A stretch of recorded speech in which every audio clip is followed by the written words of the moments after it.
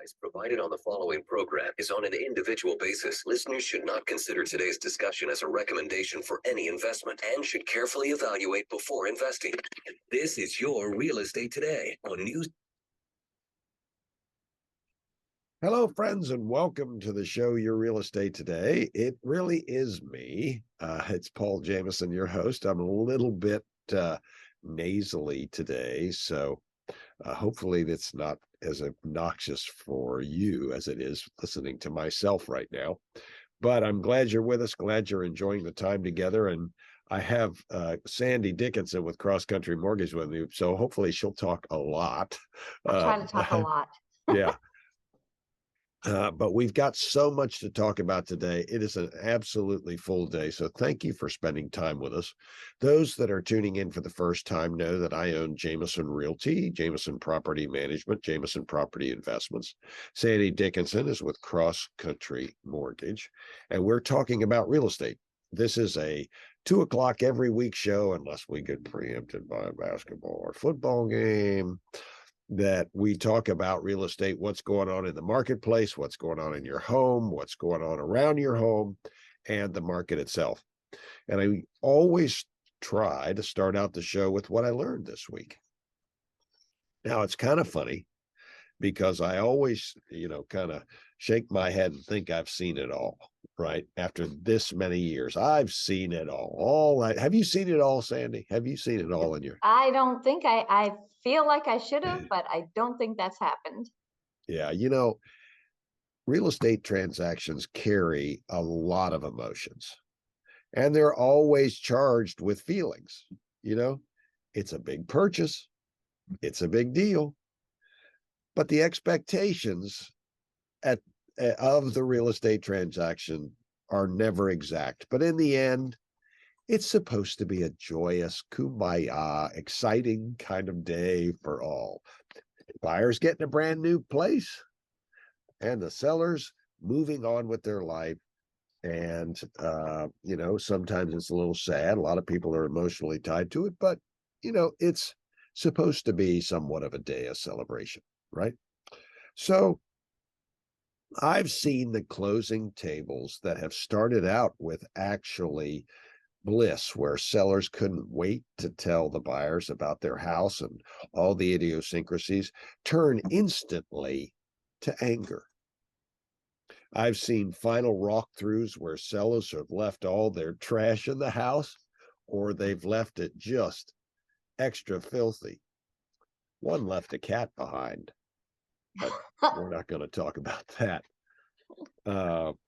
I've seen things left in the house, and I've seen things leave the house that shouldn't have. I had a particular experience one time where the seller took the stove, and they had to literally take it out of the wall, and they took it. So I came in, it's like, where's the stove? Guy said, oh, my wife really wanted it. Said, well, that's nice. She can't have it.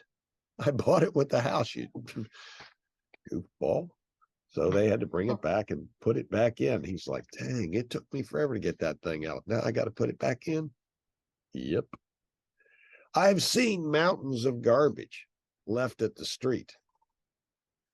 And, in those particular situations, you are praying that they called for the bulk pickup, but how do you really know, right?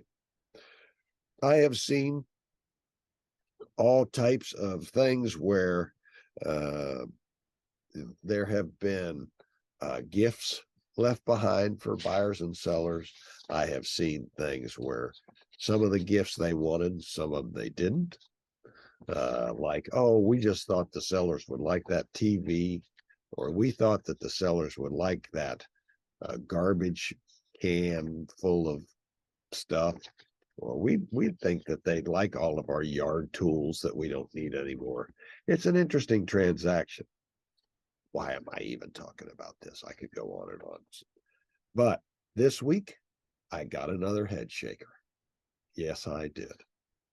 I got a call from the buyer's agent last night that said the buyers did their final walkthrough and they were very, very upset. They were so upset that he could not console them. The laundry room sink drain had a leak. Mind you, the seller's not lived there for a long time, and their inspector that did the home inspection didn't even catch it. And they insisted it get fixed before they close. He said they wanted a win. That was the whole purpose. They wanted to come to the closing table with yet another win. Oh my goodness. Where do I go with this? Well, here's my perspective. I fixed it. I never said a word to even the seller, and I just moved on. In the end, what matters is getting this home sold for my seller so she, who lost her husband a year ago to a tragic accident, can move on with her life. I didn't need to make a point, didn't need to get pissed off, didn't need to take away any joy or show my anger or frustration while they're facing each other at the closing table. It's a time for bliss. Hopeful. Sandy, you've been to the closing table a few times. You've never seen anything crazy happen, have you? You know, I don't know about crazy, but one point of always confusion is the television that's mounted on the wall. And what do you take? What don't you take? And I've had them argue crazy about the mount, the TV mount screw. has to stay. TV can go. Yeah. and and I know this, but it's not my place. Like I wait Yeah. for the realtor, and then I'm like, okay, are we really going to have a big discussion about a $150 mount? But apparently we are. Yeah. A lot of times, like it was, I don't know, a few closings ago, they left the mount, but they forgot to leave the part that attaches to the TV. And they were moving across country. Do you think people understand the mount? No, I don't think I I think do. it's silly. Take the TV mount with you. It's but anyway, it's just like it's so funny that you say that. I've had more issues on the daggum TV mount than I can count. I know that's the one that sticks in my head.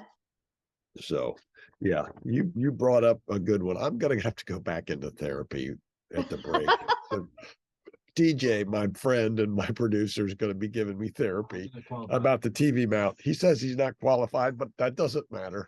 I was I'm thinking not he would be a qualified good to give it one. either, but I do. All right. So tell us what's going on in the mortgage update world. Well, interestingly, after the Fed raised the last time and we got the CPI report that showed a little bit of improvement on inflation, the market seems a little happier. I mean, Poland even got bombed and we still were okay. So the rates have trickled down just a tad, and it's given everybody a lot of hope that maybe that they've settled and they might be going into the other direction. No guarantees, but they are looking a little better, at least until the December decision on what they're going to do. Now they're thinking maybe only 50 basis points. So great time to buy. All is great. And I think the serious buyers are out there right now. And They are. so put your house on the market or go buy one. Yeah, you're just bubbling over with happiness over there, aren't you? I am. I'm telling you. There's this small thing about Poland getting bombed, but other than that, oh my gosh, that was really funny.